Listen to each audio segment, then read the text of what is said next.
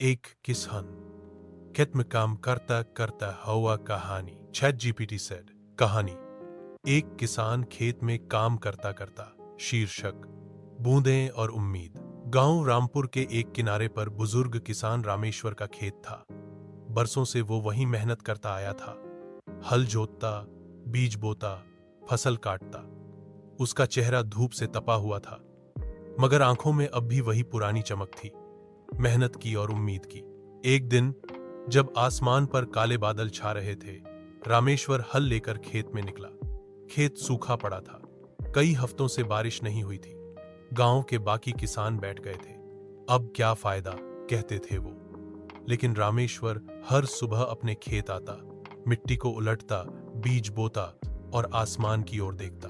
उसका पोता गुड्डू, जो शहर से छुट्टियों में आया था, पूछ बैठा, दादा, जब बारिश ही नहीं हो रही तो क्यों हर दिन खेत में आते हो?